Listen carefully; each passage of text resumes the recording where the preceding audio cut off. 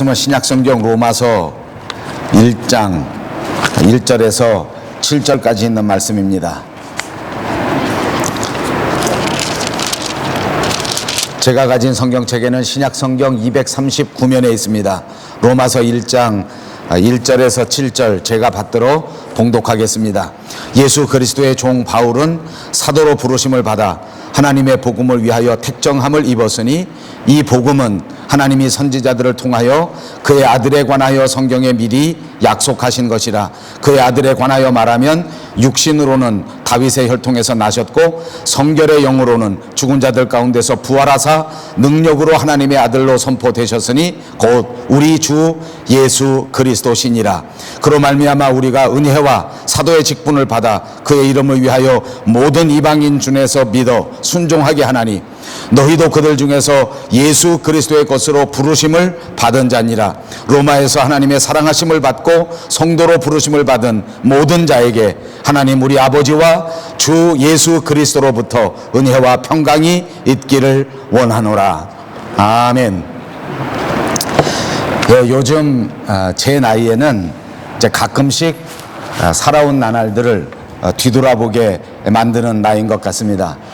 지난주에는 저희 교회 강사 목사님이 손님으로 오셔서 설교의 말씀을 주시는데 그 말씀의 제목을 인생 그 위태로운 것 이렇게 정하셔서 설교하신 것을 보았습니다.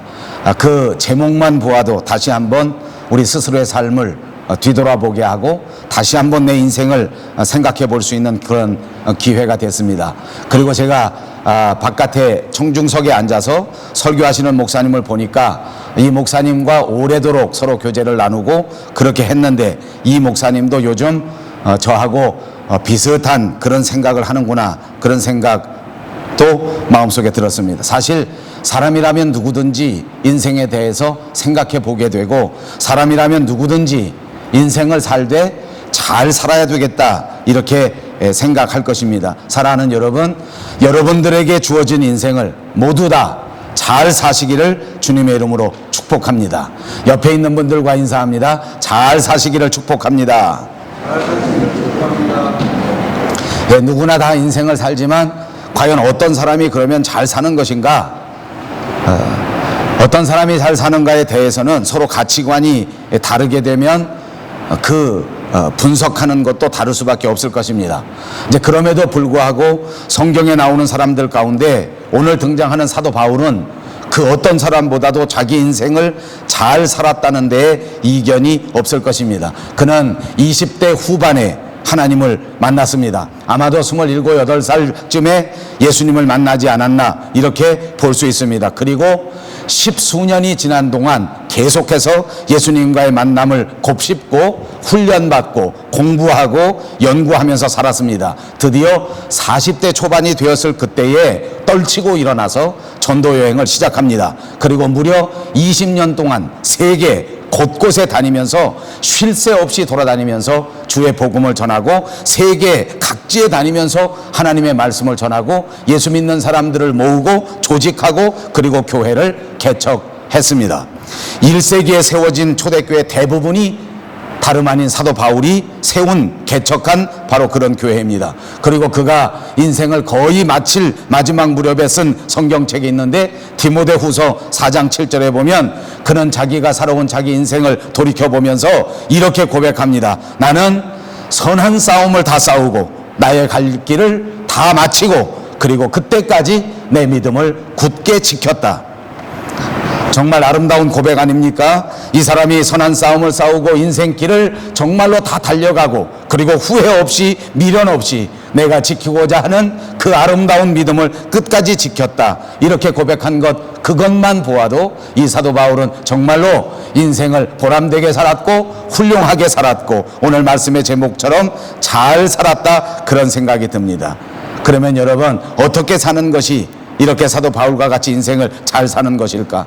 오늘 로마서 1장 1절에서 7절 우리가 선택한 이 본문은 사도 바울이 로마에 있는 교회의 교인들에게 보내는 편지입니다. 이 인사말 자체, 성경 말씀 자체를 들어보니까 사도 바울이 어떻게 이렇게 인생을 보람되게 살았구나, 어떻게 이렇게 잘 살았구나 하는 그 어떻게가 그 이유가 바로 여기에 들어있는 것입니다. 오늘 이 로마서를 살펴보면서 저와 여러분이 우리에게 주어진 인생을 잘 살게 되는 신령한 은혜를 충만하게 받으시기를 바랍니다. 첫 번째 교훈 받을 것이 있습니다. 그것은 분명한 자기 정체성을 가지고 살아야 한다는 사실입니다.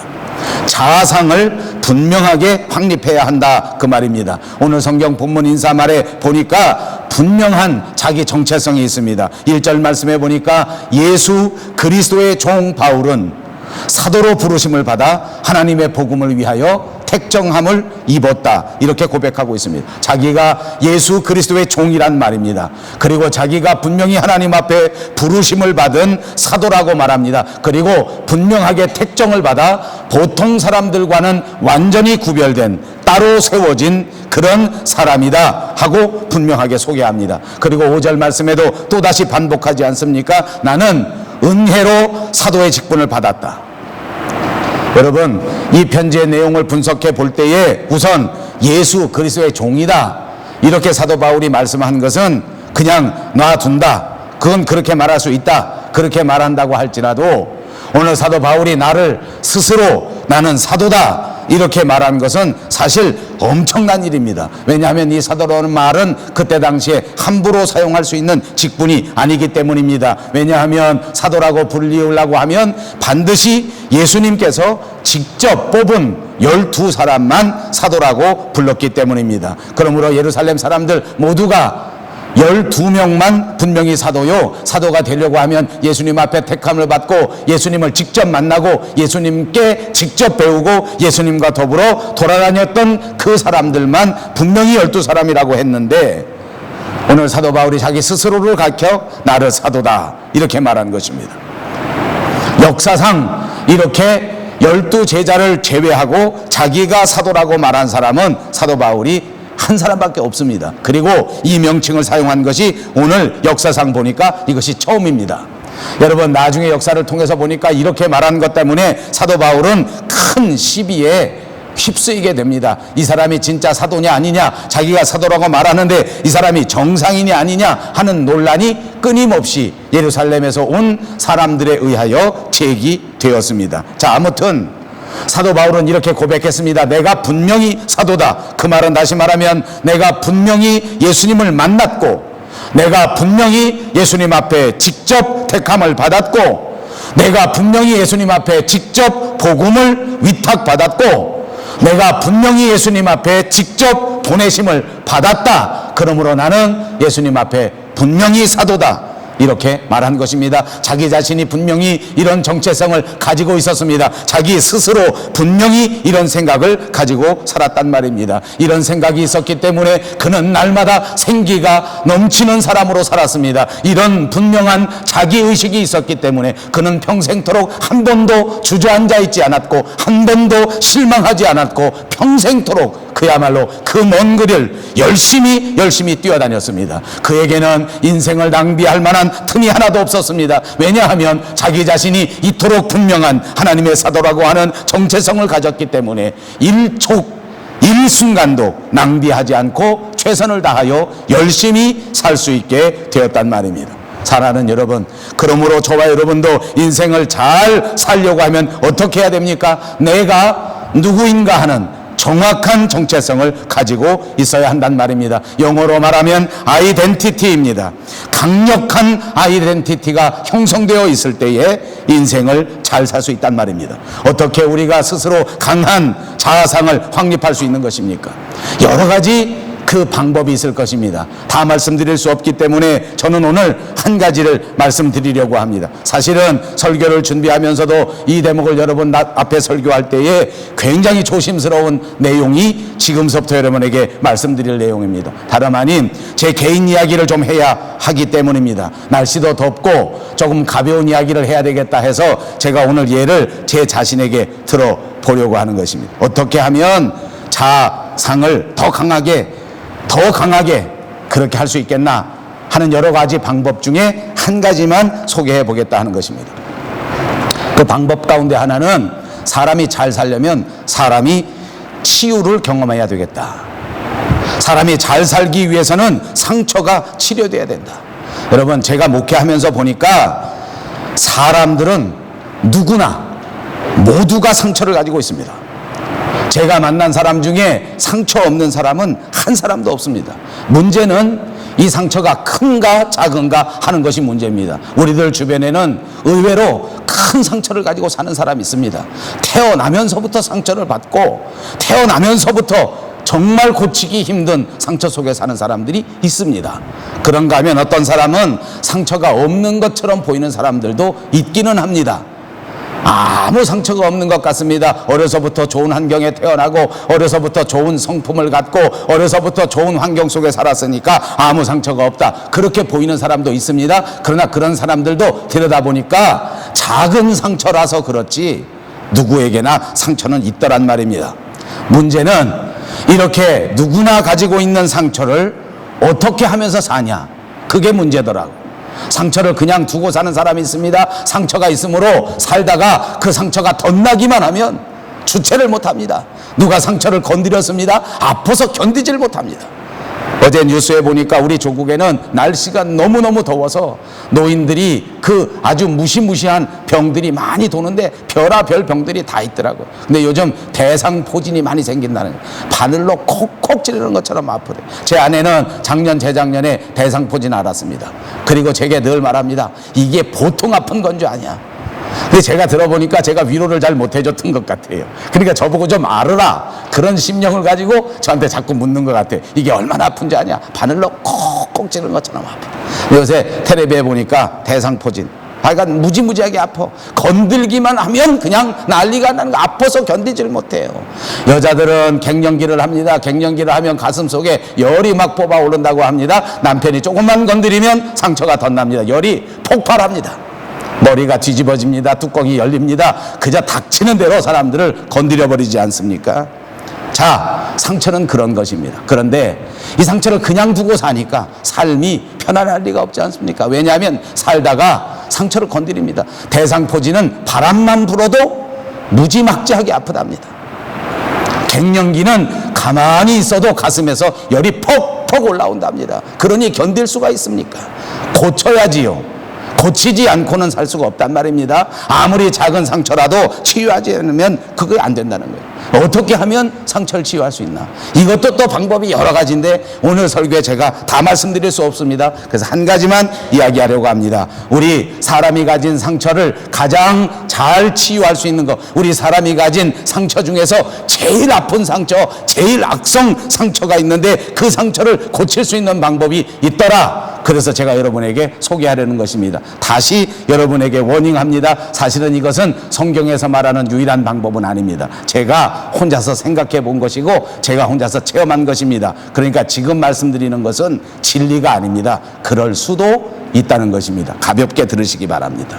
어떻게 하면 상처를 제일 잘 치료할 수 있나? 그거는 배우자가 서로 사랑을 깊이 나누어 줄 때 인생의 가장 깊은 문제가 치유를 받더라 하는 것이 제 목회의 경험입니다. 사람의 상처는 반드시 사람을 통해서 치유를 받게 되어 있는데 누가 잘 치료할 수 있나 보니까 아내에게는 남편이 최고예요. 남편에게는 아내가 최고의 치료자가 되는 것이다. 그러니까 배우자가 진짜 사랑을 베풀어 줄 때 진짜 치유가 되는 것이다, 그 말입니다. 가장 효율적인 방법이 배우자의 사랑이다. 여러분도 그렇게 동의하십니까? 아마도 많은 아내들이 제 말에 아멘 하실 겁니다. 남편이 조금만 잘해줬으면 내가 이렇게 상처받지 않을 것이다. 여러분, 남편은 아무 말도 안 하는 것 같지만 제가 남편을 대표해서 말합니다. 남편도 똑같습니다. 아내가 한 번만 나한테 똑바로 했으면 내가 더 열심히 살았을 것이다.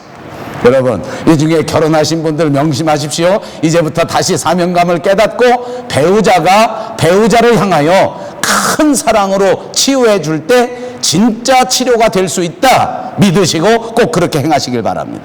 아직 결혼하지 않은 젊은이들에게는 더 중요합니다. 여러분, 반드시 결혼하시고 결혼한 다음에는 내가 상대방을 위하여 가장 효율적인 의사로서 치료할 수 있다는 사실을 깨달으시고 상대방을 치유하는 치유자가 되시기를 주님의 이름으로 축복합니다.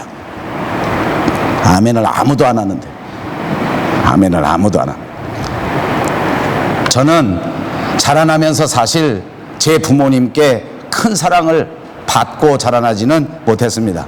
대부분 저희 시대 사람들이 그랬듯이 먹고 살기 바빠서 제 어머니 아버지는 크게 저를 학대하신 건 아니지만은 제가 6남매 중에 막내이기 때문에 제게 큰 관심을 가지시지 않았던 것 같습니다. 형제는 많지요. 맨 말째 태어났는데 제가 6남매 중에 막내입니다. 그러나 역사를 깊이 들여다보면 8명이 있었답니다. 위로 2이 잘못돼서 죽었기 때문에 8번째 난 자식 뭐 그렇게 중하겠습니까? 매일같이 일어나서 사시기 바쁘니까 저를 돌봐주시지 않아서 저는 어린 시절에 아주 외롭게 자라났습니다.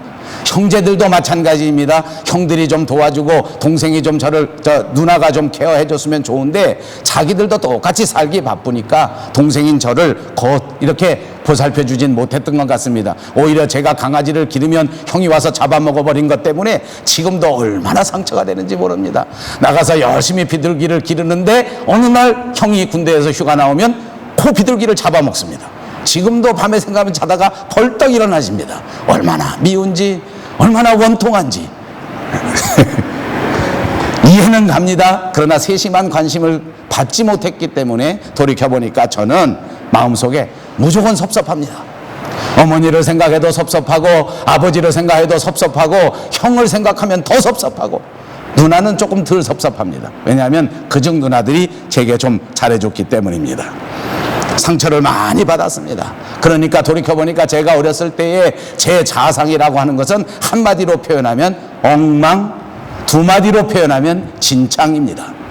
별로 사랑을 느끼지 못하지 않았습니까? 삶의 의미라는 것을 생각해 보지 못했습니다. 그냥 이렇게 지나가는 것이 인생인가 보구나, 그냥 이렇게 자라나는 것이 삶인가 보구나, 이렇게 살았단 말입니다. 제가 오늘 이 말을 할 수 있는 것은 저도 자식을 낳았기 때문입니다. 저희 자식들은 제가 그렇게 기르지 않았습니다. 날마다 물고 빨고 날마다 눈을 한 번도 저희 아이들에게서 눈을 떼본 적이 없습니다.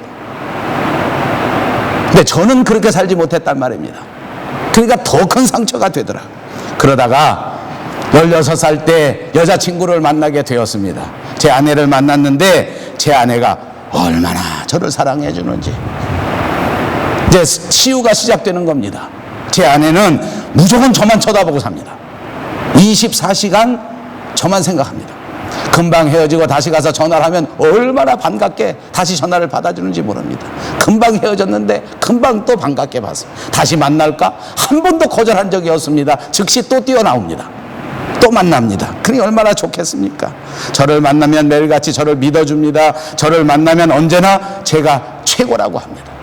사실 솔직히 말하면 요새는 좀 많이 달라졌지만 얼마 전까지 그랬습니다. 제가 제일 잘생겼다고 합니다. 이럴 때도 좀 아멘 할 수 없습니까?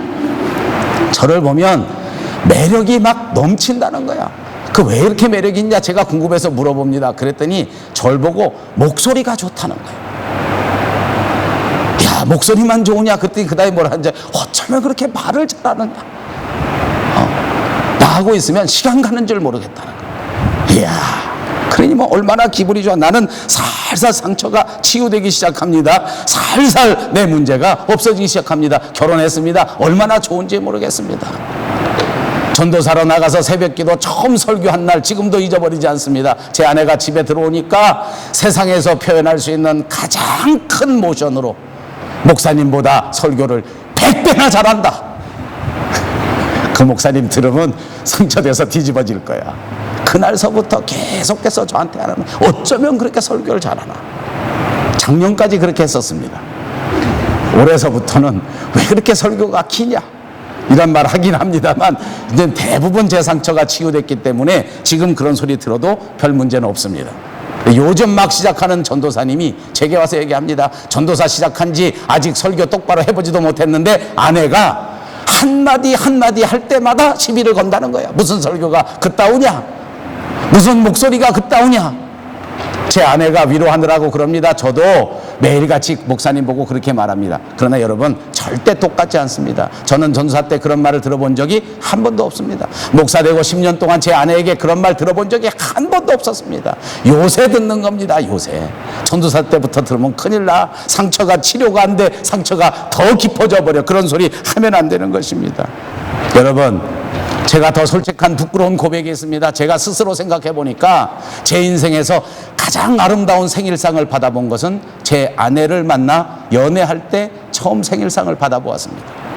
저희 어머니가 떡을 해주시거나 저희 어머니가 생일날 뭘 해주신 것은 한 번도 기억이 안 납니다. 자식은 소용이 없는 거예요. 가만히 제가 이 설교 준비하기 위해서 거듭없어 한 번이라도 해준 적이 있나? 가물가물하게 생각이 납니다. 팥떡 요만한 거 생일떡 얻어먹은 것 같기도 하고 아닌 것 같기도 하고, 형을 해줬던가 나를 해줬던가 가물가물. 그러나 진짜 진수성찬을 만들어서 생일상 차려준 건 제 아내가 처음입니다. 17살 때 그런 생일상을 받아보았습니다. 결혼하고 나니까 그런 정도의 생일이 아닙니다. 결혼하고 나니까 세상에 내 그 사진 지금도 있어요. 나한테 무슨 꽃갈 모자를 만들어서 집에다 풍선을 만들어서 잔뜩 해놓고 퇴근에 들어오니까 저한테 생일 축하를 해주는데, 그런 생일 케이크 지금까지 한 번도 받아본 적이 없어요. 한 번도 해본 적이, 누구도 해준 적이 없어요. 제 아내가 해준 거예요. 그 이후로 지금까지 이민 와서 교회 다니면서 한 번도 생일상 못 얻어 먹어봤습니다. 그래도 저는 상처가 하나도 없습니다. 아무에게도 생일 안 알려줍니다. 자식이 생일날 축하해 주는 거면 됐습니다. 단 어떤 사람도 제게 생일날 생일상 차려주지 않아도 상처가 없어. 왜? 너무너무 귀하게 생일상 받아 먹었기 때문입니다. 결혼을 했더니 처갓집에 저희 장모님이 제게 얼마나 잘해주시는지. 목사라고 가서 밥 먹으면 장인어른 저리 비켜놓고 제일 중간에 저를 앉혀줍니다. 말 한마디만 하면 우리 장모님은 제 아내보다 더 합니다. 무조건 아멘 해줍니다. 무조건 경청합니다. 무조건 따라줍니다. 정말 얼마나 잘 섬겨주셨는지, 제가 어려서부터 받았던 제 속에 있었던 그 꼬인 상처들이 결혼하고 한 10년쯤 지난 다음에 다 없어졌던 것 같아. 정말 완전히 씻어졌던 것 같아. 여러분, 제 아내가 저를 이렇게 잘 치유해 주었습니다. 제 아내만 그렇게 한 줄 아십니까? 너무 감동들을 받는 것 같아요. 아니요, 내가 진짜 잘했습니다. 내가 진짜 잘했습니다. 내가 결혼하고 제 아내를 얼마나 소중하게 여겼는지, 저는 제 아내가 날마다 깨질 것 같습니다. 여러분 볼 때는 퉁퉁하고 살도 찌고 튼튼해 보이지만 제가 볼 때는 하루하루가 위태합니다. 조금만 바람이 불면 다칠까? 길거리 그냥 지나가다 어떤 오만 놈이 데려가 버리지는 않을까? 누가 와서 시간 있으세요 하고 누가 수작 걸지 않을까 싶어서 나는 24시간 감시체제로 지킵니다. 어디도 못 가게 합니다. 제가 얼마나 잘 지켜주는지 여러분이 다 증인입니다. 이렇게 치료해주고 이렇게 조심조심 다루었기 때문에 제가 자식한테는 큰 소리를 쳐도 제 아내에게는 큰 소리 친 기억이 이 손가락에도 안 들어갑니다. 서너 번은 있어요. 서너 번. 그래도 큰 소리 쳐본 적 없어요. 왜? 깨질까봐. 내 아내 깨질까봐, 내 아내 다칠까봐. 마음 상한 소리 한 번도 해본 적 없습니다. 제가 사실 설교하면서 너무너무 부끄럽습니다. 왜냐하면 어저께도 제가 속을 삭삭 긁는 얘기는 조금 하긴 했어요. 저도 요새 들어서 그래요. 작년까지 한 번도 그런 적 없어요. 여러분, 부부가 치료자인 것입니다. 결혼한 사람들은 서로 상대방의 상처를 치유해 주도록 하나님이 만들어 놓으신 것입니다. 그거 믿습니까? 믿어집니까? 아멘. 그렇게 사시기를 주님의 이름으로 축복합니다. 여러분, 한 사람 한 사람이 아내를 세워주고 아내를 치료해주고 남편을 세워주고 남편을 치료해주라고 하나님이 부르셨단 말입니다. 그것이 사명이란 말입니다. 그렇게 사명을 꼭 기억하시고 사명을 수행하면서 살아야 되는데 왜 그렇게 살지를 못해요? 왜 그런지 아십니까? 여러분, 요즘 여자들한테 어떤 남자 만나고 싶은가 한번 물어보십시오. 어떻게 하는지 압니까? 나만 쳐다보는 남자. 이게 요즘 여자들의 바람이더라고. 요즘 남자들 보고 어떤 여자 선택하길 바라냐 물어보세요. 나만 쳐다보는 여자. 이걸 바랍니다. 이게 문제입니다. 여러분, 여태까지 제가 쓸데없는 소리 하면서 오래도록 설명하지 않았습니까? 내가 치료자요. 내가 상대방을 치료해줘야 하는데, 모든 사람들이 한결같이 생각할 때 나만 쳐다보라, 나만 도와주라, 나만 잘해줘라, 나는 상처받은 사람이다, 나는 깨지기 쉬운 사람이다 라고 생각하고 산다는, 특별히 대한민국의 여자들이 다 그래. 공주병이 다 걸려버렸어요. 아니요, 여자는 남편을 세워주기 위한 존재입니다. 아멘. 믿으시면 아멘. 아멘. 남자가 아멘을 해. 왜? 여자는 남자를 치료해주고 남자를 세워주는 존재다. 아멘. 아멘. 그렇게 생각하십시오. 특히 결혼하지 않은 사람 명심 또 명심할. 결혼하면 남자를 치료해줘야 되겠다. 이 남자 상처받은 사람, 어렸을 적에 어머니한테 사랑받지 못하고 형제들한테 치이고 학교 가서 1등 한 번도 못 해보고 반장도 못 해보고 그 상한 상처 내가 다 품어주리라. 이렇게 생각하고 결혼하면 얼마나 멋진 아내가 되겠습니까? 야, 너는 1등도 못 해봤니? 너 나 속였지? 이렇게 돼서 되겠어요? 여러분, 남편은 아내를 치료하도록 부름받은 존재란 말입니다. 아내는 깨지기 쉬운 그릇입니다. 말 한마디만 잘못해도 삶이 뒤집어 꼬여버리는 존재란 말입니다. 그러니까 말 한마디를 조심해야 돼. 아내에게 말할 때는 한마디를 조심해야 돼요. 한마디를 조심. 쓸데없는 말 한마디 함으로써 아내를 뒤집어 버리면 안 된단 말이에요. 해야 할 말, 그 말 하지 않아서 그 여자를 그렇게 속상하게 만들 필요가 없단 말이에요. 따뜻한 말 한마디, 그리고 이해심 있는 말 한마디가 그 아내를 치료할 수 있다. 이거 꼭 기억하십시오. 여러분, 제가 웃자고 그렇게 말했습니다. 아내만 제게 잘한 것이 아닙니다. 저도 최선을 다했습니다. 그래야 행복한 가정이 된단 말입니다. 부부는 그런 것입니다. 서로가 치료해주고 서로가 세워질 때에 그 가정이 아름다운 가정 되는 것을 믿습니다. 확대해 볼까요? 똑같습니다. 부모는 언제나 자식에게 치료해주는 존재입니다. 자식을 야단치고 자식을 때리고 자식을 어떻게 하든지 간에 구박하는 그런 부모가 돼서는 안 돼. 자식의 상처를 보듬어주고 자식을 세워주는 거예요. 자식도 똑같습니다. 부모와 마음대로 할 수 있는 존재가 아닙니다. 부모는 상처가 있는 존재입니다. 나 때문에 희생하고 나 때문에 아픔을 감수하는 분들 아닙니까? 그러니까 부모님에 대하여 어떻게 하든지 내가 우리 부모를 치료해 줘야 되겠다. 우리 부모님 더 이상 상처받지 않도록 해야 되겠다. 우리 부모님 과거에 나 때문에 받은 그 모든 희생을 내가 어떻게 하든지 한 가지라도 돌려드려야 되겠다 라고 생각해야 그 부모와 자식의 관계가 아름다워진단 말입니다. 여러분, 밴쿠버 영성교회가 행복한 교회가 되기를 원하십니까? 누구를 씹고 누구를 비난하고 누구와 다투고 누구와 분쟁한다고 하면 우리 교회는 절대 제대로 쓰지 못합니다. 서로 이해해야 합니다. 서로 세워줘야 합니다. 서로 치료하는 치료자입니다. 여러분, 목사가 여러분들이 질겅질겅 씻는 껌나부랭이가 아니지 않습니까? 저를 절대 씹지 마십시오. 어떻게 하든지 우리 목사님이 개척교회 하는데 마음 아프실지 모른다. 그래, 이제부터라도 우리 목사님 마음을 좀 위로해줘야 되겠다. 나라도 목사님 앞에 좀 신통하게 굴어야 되겠다. 이럴 때 크게 아멘. 우리 목사님 생일이 며칠인지 알아서 그 생일상 하나 못 얻어먹어서 그렇게 가슴 아프다는데 내년엔 꼭 한번 해줘야 되겠다. 좀 그래야 되지 않겠어? 10년 만에. 그런 생각을 좀 하라. 날 좀 씹지 말고. 저도 똑같습니다. 저도 돌아앉으면 여러분을 씹습니다. 무슨 집사가 있다우냐? 무슨 집사라는 것들이 이러냐? 그래가지고 교회가 되겠습니까? 제가 외로 그런 것이지 실제로는 절대 안 그렇습니다. 실제로는 어떻게 하는지 압니까? 야, 참 신통하다. 이런 집사님 얼마나 힘들까? 이 먼 나라 와가지고 말도 안 통하는데 아침서부터 내가 조금 보태기는 했지만 거의 진실에 가깝지 않습니까?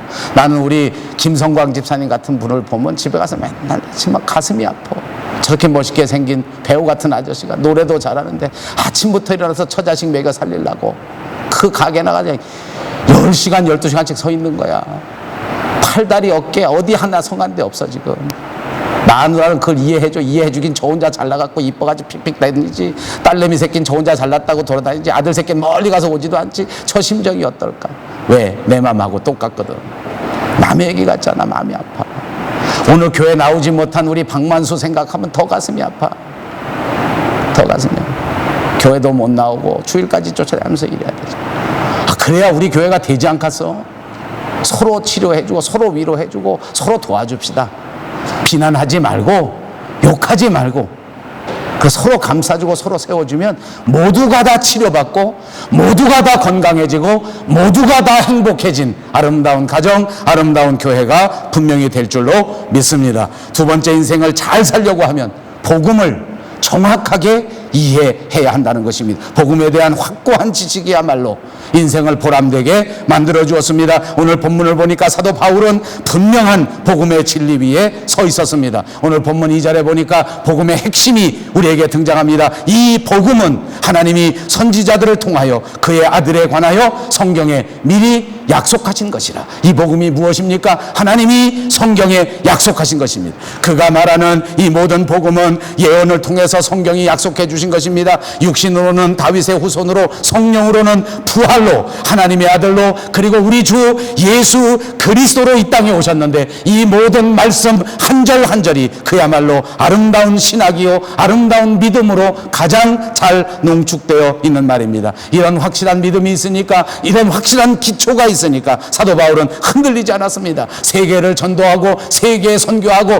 그 많은 외로운 세월 속에서 한 번도 흔들리지 않았습니다. 변하지 않았습니다. 하나님을 향하여 끝까지 아름다운 믿음으로 살 수 있었습니다. 흔들리지 않는 기초가 있을 때에 이와 같이 계속하여 하나님 앞에 충성할 수 있게 되는 줄로 믿습니다. 마지막에 우리 주 예수 그리스도를, 꼭 그리스도라는 말을 하기 위해서 두 가지를 이야기합니다. 자기는 하나님을, 예수님을 다메섹 도상에서 직접 만난 사람 아닙니까? 그러니까 그것은 다시 말하면 체험을 말하는 것입니다. 자기는 예수 믿는 사람 핍박하러 다메섹에 가다가 정말 부활하신 주님을 눈으로 만났습니다. 엄청난 체험 아닙니까? 위대한 체험입니다. 이것이 그 가슴 속에 있었기 때문에 바울은 위대한 인생을 살 수 있었습니다. 사랑하는 여러분, 축복합니다. 여러분의 심령 깊은 곳에 예수 그리스도를 만나는 확실한 체험이 다시 한번 불일 듯 새로워지시기를 주님의 이름으로 축복합니다. 바울은 거기에 하나가 더 있습니다. 오늘 성경 본문에 보니까 체험적으로 만난 예수님을 말할 때에 성경적인 지식까지 더했단 말입니다. 성경에 말씀하신 바로 그분이라, 내가 만난 그분, 그리고 성경에 말씀하신 바로 그분, 이것이 체험과 지식을 아우르는 바로 훌륭한 예수 그리스도의 균형인 것입니다. 여러분, 인생을 성공하려면 균형을 잘 잡아야 합니다. 어떤 사람은 감정적이기는 한데 지식이 모자릅니다. 열심으로는 사는데 지혜가 없단 말입니다. 그런 사람 성공하지 못합니다. 어떤 사람은 지식은 많습니다. 지혜는 많습니다. 성경 말씀을 다 이해합니다. 그런데 마음에 뜨거운 열정이 없습니다. 체험이 없습니다. 그런 사람도 결코 성공하지 못합니다. 체험과 지식이 균형을 이루는 인생을 살 때 그 인생이 강력한 인생, 축복된 인생을 살게 되는 것을 믿습니다. 세 번째, 인생을 성공하려고 하면 분명한 목적과 분명한 비전이 있어야 할 것입니다. 오늘 본문 5절에는 그로 말미암아 우리가 은혜와 사도의 직분을 받아 그의 이름을 위하여 모든 이방인 중에서 믿어 순종하게 하려 한다. 여러분, 이 말씀을 다시 한번 꼭 읽어보시기 바랍니다. 이 말씀을 읽으니까 사도 바울의 됨됨이가 나오지 않습니까? 사도 바울이라는 사람의 마음의 크기를 종잡을 수 있습니다. 사도 바울의 믿음의 스케일이 분명하게 나옵니다. 엄청난 일입니다. 여러분, 이 로마서는 아까도 말씀드린 것처럼 사도 바울이 3차 전도 여행을 갈 때에 쓴 책입니다. 고린도 교회에 머물면서 썼다고 추정합니다. 그러니까 이때가 AD 한 56년 이렇게 됐는데, 예수님 돌아가시고 난 다음에 한 30년쯤 됐습니다. 다시 말하면 기독교가 아직 초보 종교일 때입니다. 세계적으로 알려지지 않았습니다. 아직은 기독교 교회가 큰 교회가 있는 것도 아닙니다. 아직은 기독교 교회가 유명한 교회가 있는 것도 아닙니다. 이제 겨우 씨앗을 막 뿌린 그야말로 베이비 처음입니다. 그런데 그뿐만이 아니지 않습니까? 이제 예수 믿는다고 로마의 군인들이 예수 믿는 사람 막 잡아가는 중입니다.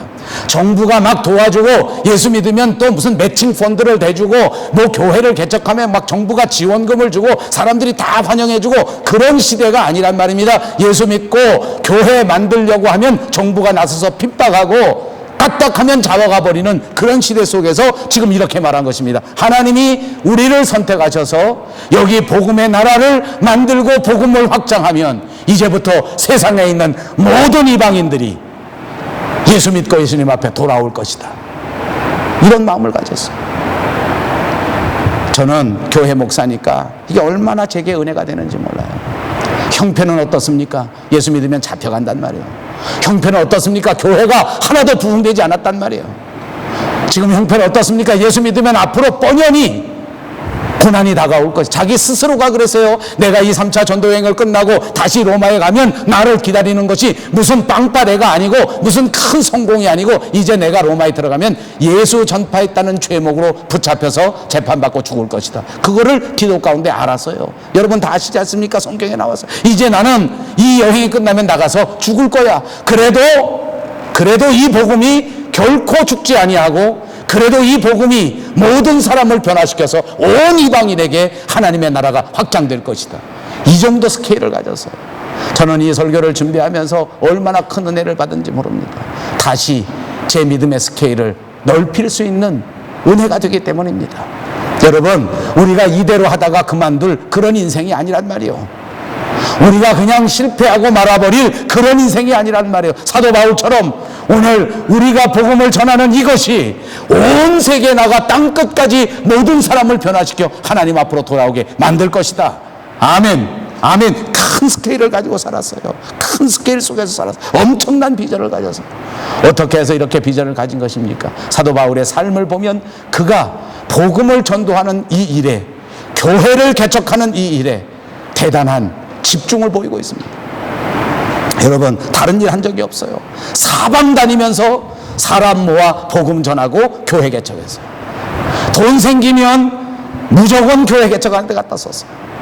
사람을 얻으면 무조건 교회 일꾼으로 세웠어요. 어떻게 하든지 설득하고 어떻게 하든지 그 사람에게 은혜를 끼쳐서 교회에 최선을 다할 수 있는 일꾼으로 세워놓은 거예요. 자주장사 루디아가 후원금을 주고 헌금을 주면 어떻게 하든지 그 돈들을 다 모아다가 교회 세우는 데 다 갖다 써버렸어요. 집중입니다. 집중. 여러분, 짐 콜린스라고 하는 유명한 사람이 쓴 책 있지 않습니까? Good to Great이라고 하는 책이 있습니다. 위대한 기업, 위대한 성공자 다 분석해 보니까 성공의 비결은 단순화에 있다. 단순화에 있다. 단순하게 생각하고 단순하게 집중한다는 말입니다. 저는 이 대목에서 큰 용기를 얻습니다. 왜냐하면 저는 성격이 치밀한 사람이 아닙니다. 그저 단순한 면이 많습니다. 그래서 쉽게 속기도 하고 쉽게 잘못하기도 하고 쉽게 실패하기도 합니다. 그런 부작용이 있지만 그래도 성공할 확률이 높은 목사입니다. 여러분, 그거 믿어집니까? 이럴 때도 크게 아멘. 제가 크게 목회에 성공할 확률이 높은 목사입니다. 왜? 단순하거든. 왜? 어리석거든.